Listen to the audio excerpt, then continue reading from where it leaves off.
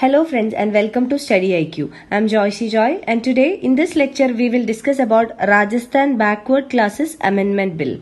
Coming to the current affair, Rajasthan state government has recently approved Rajasthan Backward Classes Amendment Bill of 2019. So we will see all the details of this in detail in this lecture. But before we continue with the lecture, I would like to tell you that StudyIQ is providing pen drive courses for various competitive examinations. If you are preparing for any competitive exam, you can avail our pen drive courses and you can study from home instead of going into metro cities like Delhi, Hyderabad, etc. for taking coaching in various competitive examinations. Our pen drive courses are available for SSC bank courses, UPSC optionals, SSC JEE courses, for various teaching courses, railway examinations, defense examinations, RBI grade B examination, NABARD grade A examination, UGC NET, UPSC Civil Services Examination, various law exams like the CLAT entrance examination, various state PSCs, and also for various professional courses. You can visit our website www.studyiq.com for more details, or you can make a call to any of these numbers for more information. So let us continue. Let us understand what are the provisions of the bill, that is Rajasthan Backward Classes Amendment Bill of 2019.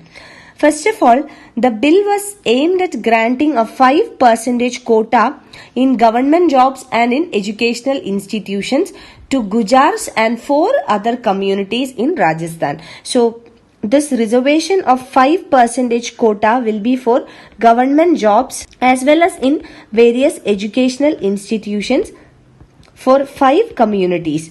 Now, the main community here is the Gujars, and 4 other communities, they are Banjaras, Ghadia, Lohars, Raikas. Now, secondly, the bill seeks to increase the backward classes reservation from the present 21%. That means in the state of Rajasthan, at present the OBC reservation quota is 21%. Now, a 5% increase means this will increase 21% reservation to 26%. So, an addition of 5% quota.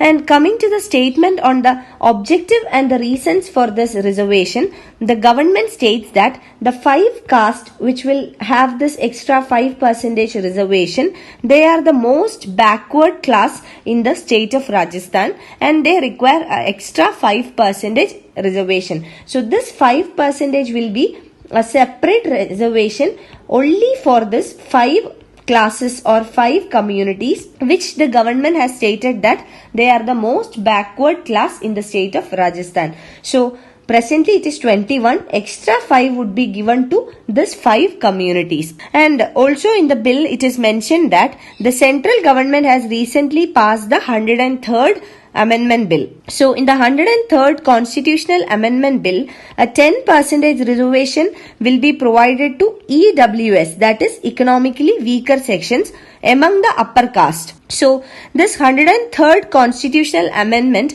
breaches the 50% limit for reservations that are set up by the Supreme Court.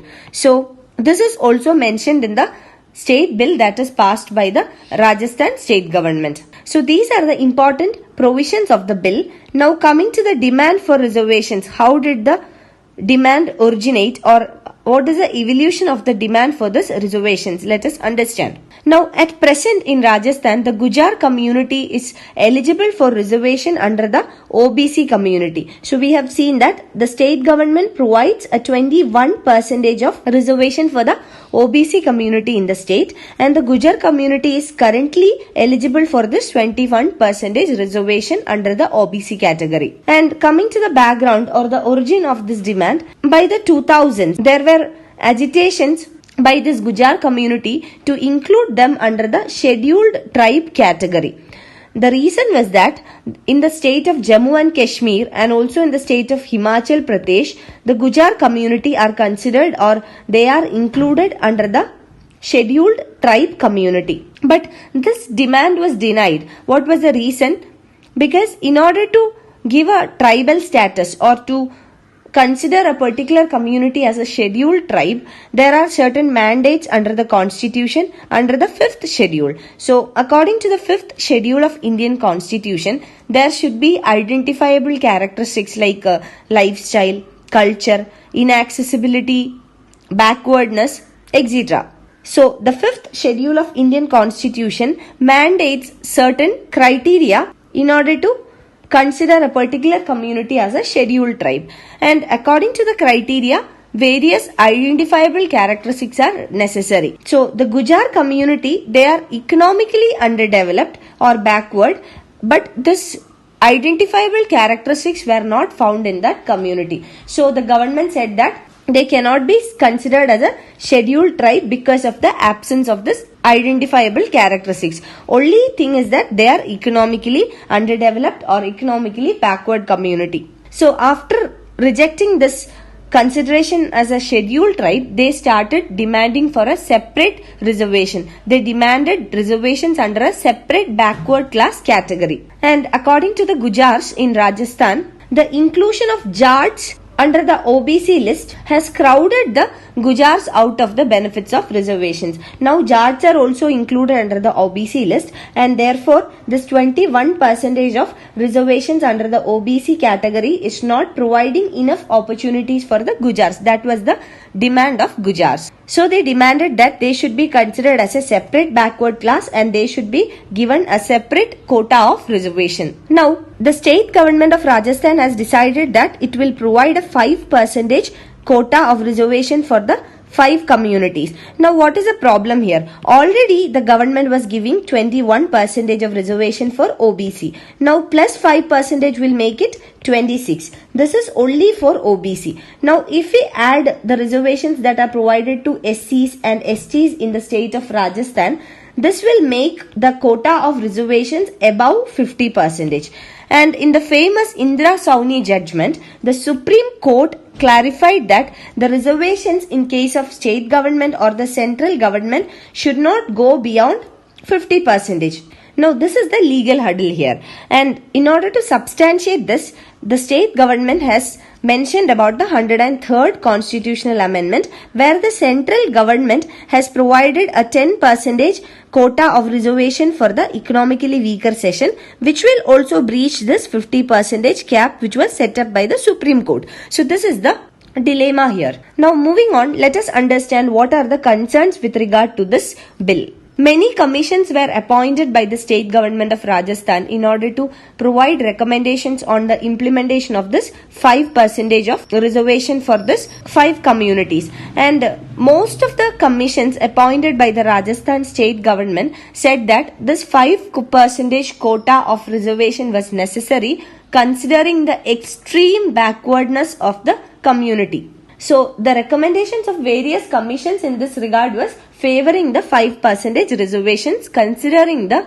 extreme backwardness. But the concerns here on the implementation side is that there is a lack of adequate data because there is an absence of a proper socio-economic caste census. So without an adequate data, the implementation would be different. The beneficiaries needs to be identified, and in an absence of proper socio-economic caste census, this would be very difficult. And secondly, repeated agitations reveal that there is a shortfall in job opportunities in the state. So there is a shortfall of job opportunities. Adequate job opportunities not available. Secure job opportunities are not available in the state. So merely providing reservations will not be a solution to the problem. So what really has to happen at the basic level is that job opportunities needs to be created first, and then reservations needs to be implemented. So with an absence of job opportunities, the reservations is not going to help this community. That is the second challenge. Now the third challenge is regarding the 50% cap which was set up by the Supreme Court in the famous Indira Sauni judgment.